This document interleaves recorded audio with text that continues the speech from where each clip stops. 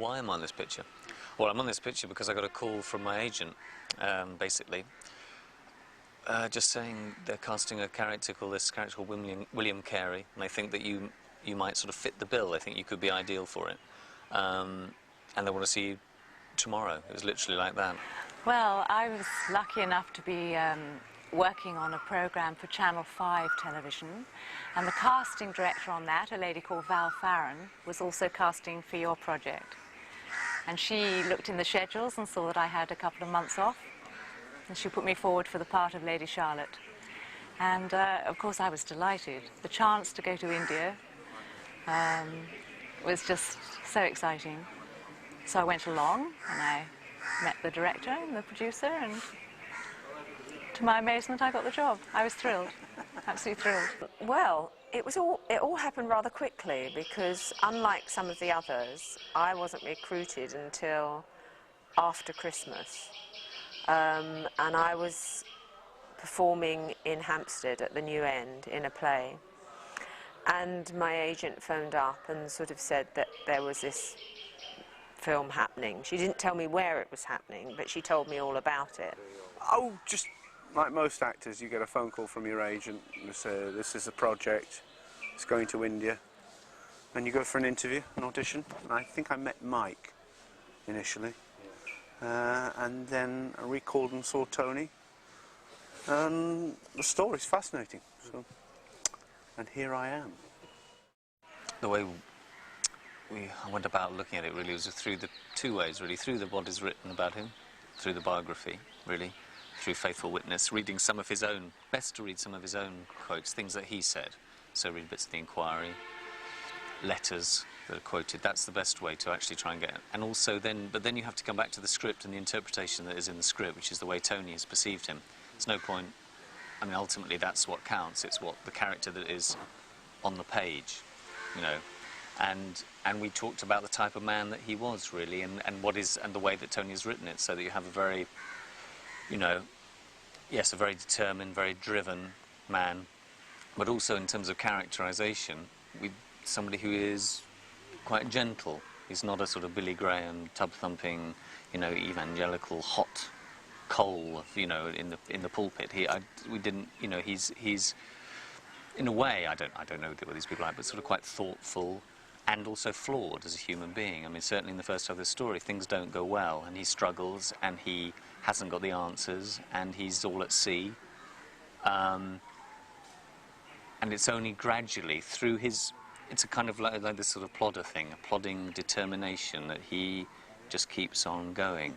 I mean, I understand that the Victorians and so on who wrote about Carey and his wife gave Dorothy a very, very bad press, and the conclusion these days, I'm sure rightly, is that she was horribly misunderstood.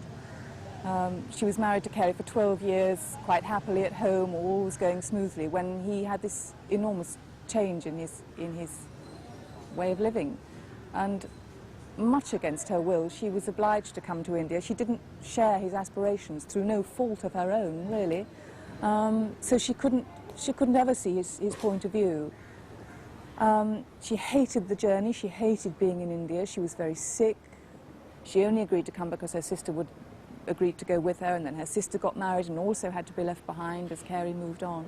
So you see someone whose every support is slowly being peeled away, and then of course when Peter, the little boy, dies, she simply can't bear it anymore, so she just retreats from reality. I understand clinically she became paranoid schizophrenic, of the jealous type. And that's not an attractive character, it's not an easy character in a way to play, because she's no heroine in the accepted sense. But she has absolutely all my sympathy, and she never saw her home again. And now to be here in Serampore is extraordinary, because I've just seen the room where she lived. And her grave's down the road, you know, which is just extraordinary. The scenes that I had to do for Kitty, they're quite nice, because they build quite a lot, and it seems to be sort of a roller coaster of different emotions she goes through.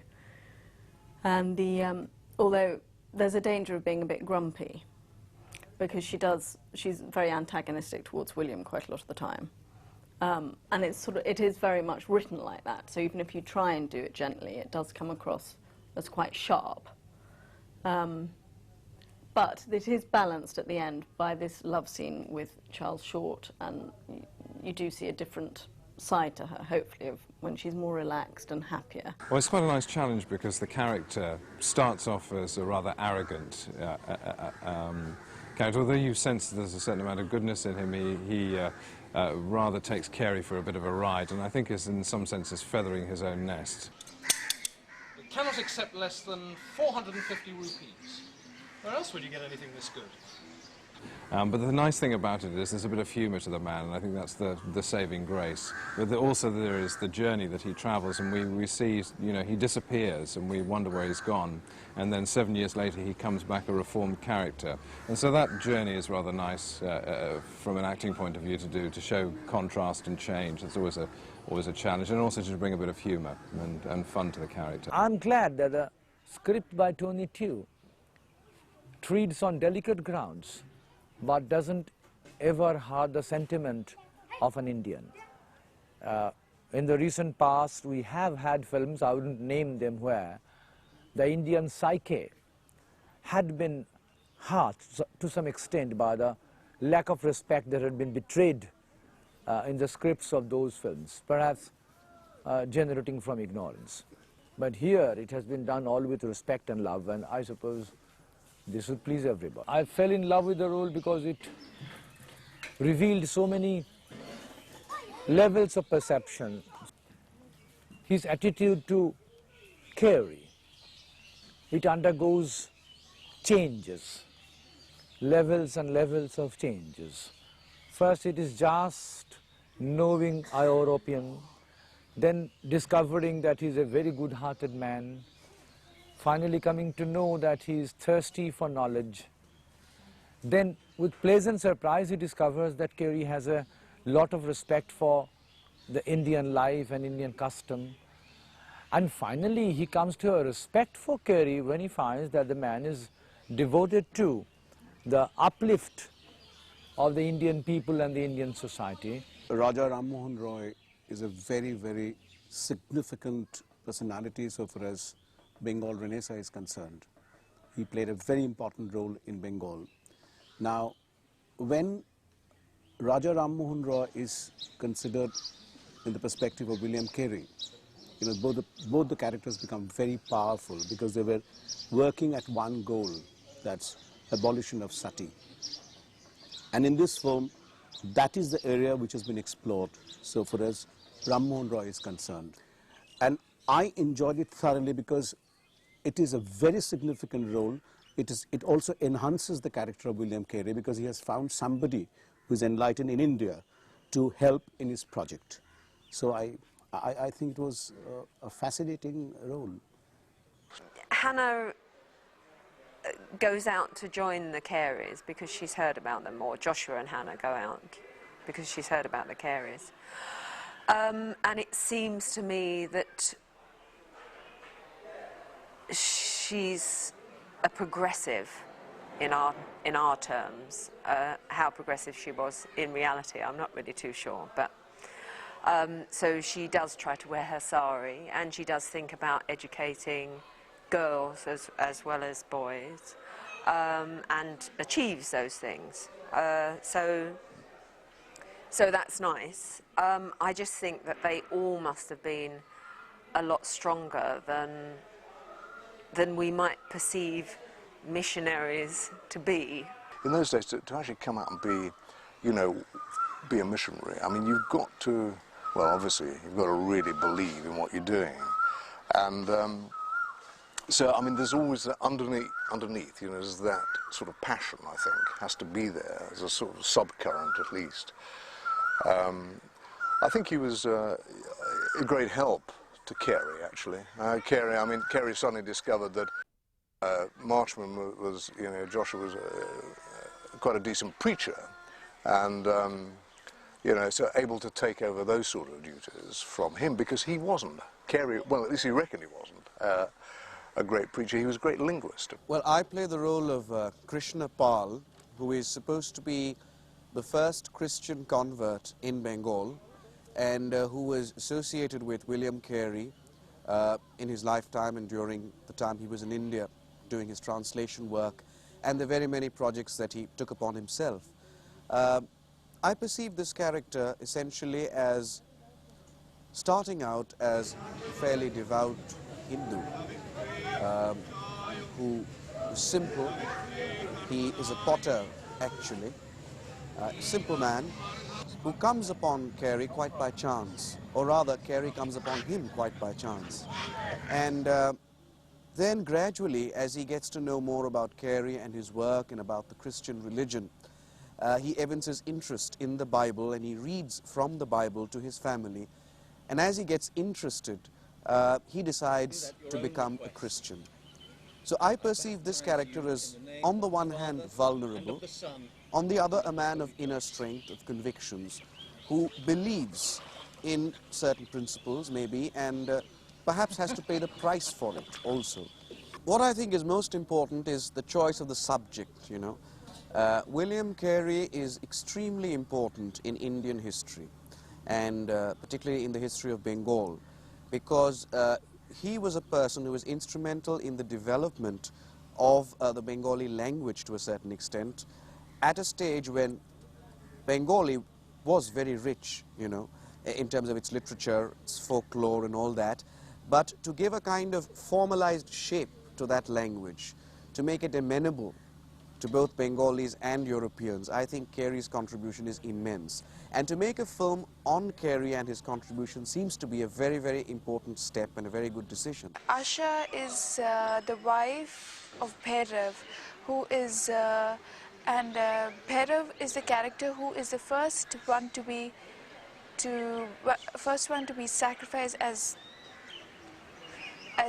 a convertee into Christianity, and she is supposed to commit sati, and she disappears, and in the end everybody fears that she is being sacrificed on the pyre, but finally she's saved, and because she goes into hiding, and once the law is passed she comes back, and that is the most important part, because Carey, she respected Carey, and